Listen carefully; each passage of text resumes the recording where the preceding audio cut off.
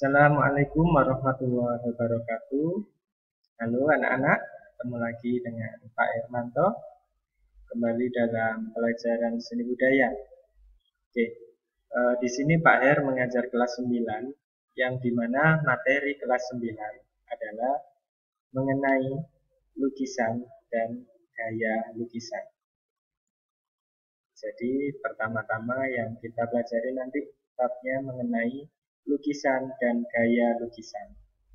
Oke, apa saja sih lukisan itu dan mengapa sih kita belajar tentang lukisan? Oke, mari kita lihat. Tujuan kita belajar mengenai apa itu lukisan dan apa saja gaya lukisan, yaitu pertama, ya, biar kalian semangat ya. Kenapa sih kok belajar lukisan? Ya, dan alirannya dan gayanya. Pertama, kalian supaya bisa menjelaskan pengertian seni lukis. Ya, yang kedua, bisa mengidentifikasi berbagai tema dalam berkarya seni lukis. Yang ketiga, bisa mengidentifikasi berbagai aliran berkarya seni lukis. Yang keempat, kalian bisa mengklasifikasikan atau mengkelas-kelaskan berbagai karya seni menurut tema berkarya seni lukis. Nomor 5, bisa mengidentifikasi berbagai macam alat yang dibutuhkan dalam seni lukis. Yang keenam, membuat sketsa lukisan dengan berbagai tema. Yang ketujuh, berkarya seni lukis dengan berbagai media, alat, dan bahan. Jadi endingnya nanti kalian bisa membuat sketsa dengan berbagai tema dan bisa berkarya seni lukis dengan berbagai media. Ya, itu nanti prakteknya. Oke, sekarang yang kita pelajari adalah apa itu seni lukis. Oke, bisa kita lihat ini adalah contoh-contoh seni lukis yang terkenal di dunia dan di Indonesia. Ya, ini adalah lukisan Pablo Picasso, ya, yang temanya adalah ya, Bunda Maria tersenyum. Oke, konon banyak yang mengartikan ini adalah cowok, ini adalah cewek, ya, dengan beribu ekspresi wajah. Ada yang mengatakan ini cemberut, ada yang mengatakan ini tersenyum. Pokoknya mukanya ini kalau diartikan ada berpuluh-puluh arti. Ya. Kalau yang ini adalah lukisan terkenal dari maestro Indonesia atau pelukis terkenal Indonesia, yaitu pelukis Avandi dengan aliran ekspresionismenya, yaitu melukis dengan berbagai cara, tidak dengan kuas. Jadi disemprot, dioret-oret pakai tangan, dan dioles-oleskan gitu dengan menggunakan jarinya. Nah, kalau yang ini adalah lukisan alam, yang ini adalah lukisan kegiatan manusia ketika sedang menari. Ya. Pengertian lukis, ya.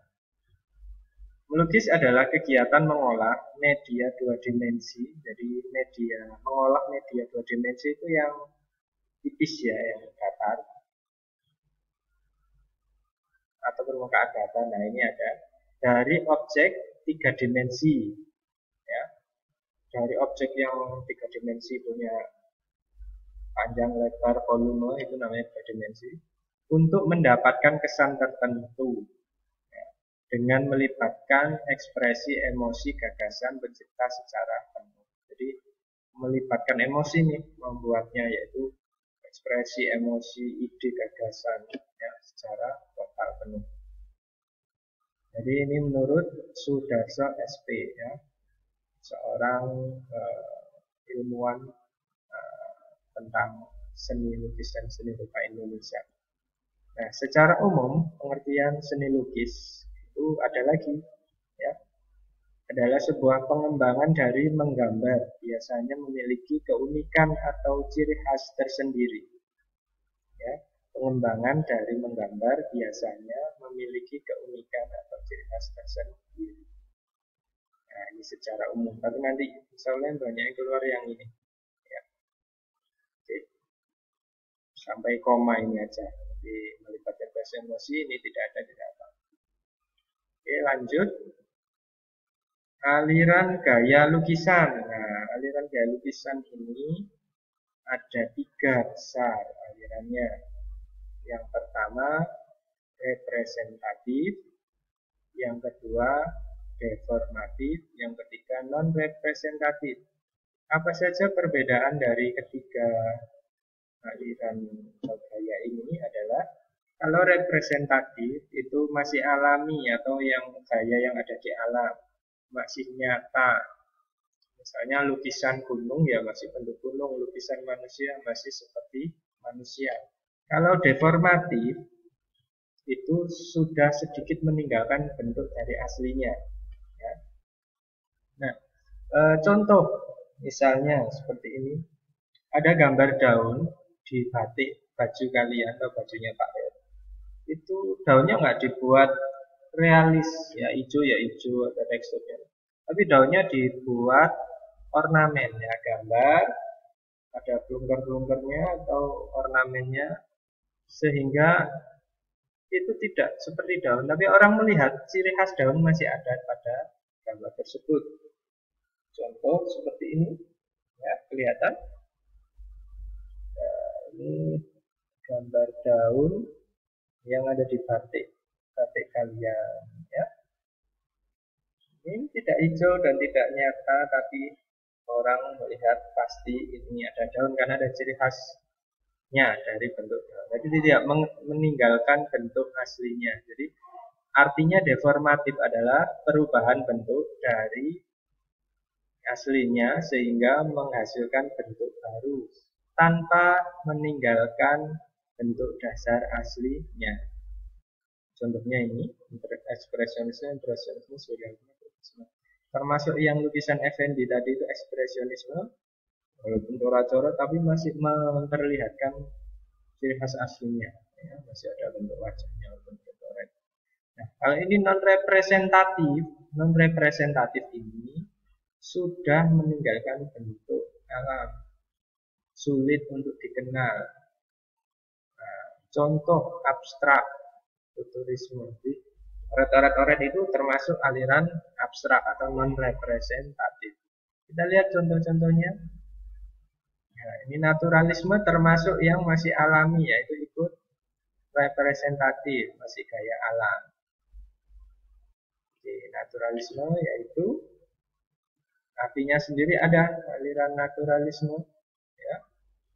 Seni lukisan penggambarannya alami sesuai dengan keadaan alam. Tokohnya Basuki Abdullah dan lain-lain. Saya ulangi, aliran seni lukis yang penggambarannya alami atau sesuai dengan keadaan alam.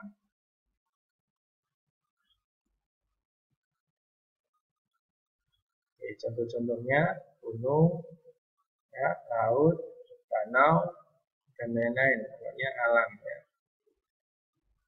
Aliran realisme, nyata, ya. Nah, yaitu aliran yang benar dunia tanpa ilusi apa adanya, tanpa menambah atau mengurangi objek penggambarannya sesuai dengan kenyataan hidup. Nah, biasanya realisme orang nari, orang lagi berjalan, lagi mulung, atau ini perang. Terus yang ini lagi duduk, ya, realis. Jadi kebanyakan manusia dengan keadaannya. Romantisme, yaitu aliran seni lukis yang bersifat imajiner. Ya, cerita yang bersifat romantis, peristiwa yang dahsyat atau yang dramatis, pokoknya yang luar biasa, kejadian yang luar biasa itu termasuk romantis. Contoh ini orang lagi perang dengan melawan singa, bayangkan ada orang berjibaku melawan singa. Nah, ini ada orang yang bersifat romantis, yaitu lagi berfoto, lukisan orang yang berfoto dengan pasangannya. Di romantis itu bisa pasangan, bisa kejadian dahsyat, bisa kejadian dramatis.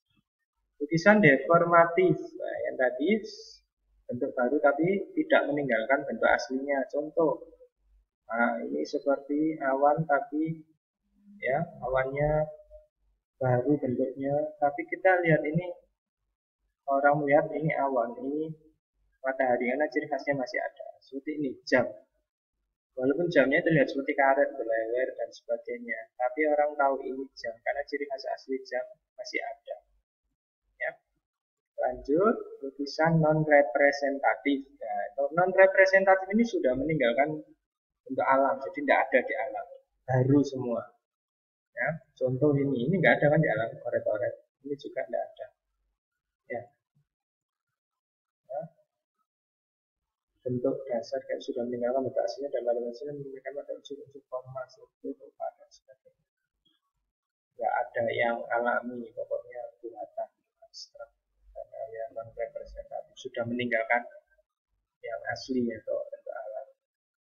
Alat dan bahan untuk melukis ya, banyak ya, bisa kita lihat, kita proses satu-satu. Oke, nah nanti ada uji kompetensi anak-anak, akan kita lanjut lewat WA ya, untuk keterangannya Pak Her sampai di sini cukup jelas. Ya, kalau tidak jelas nanti bisa kita tanya jawab lewat Zoom atau lewat WA ya. Yang nanti ini adalah pengertian dari melukis dan gaya alirannya. Nanti Pak R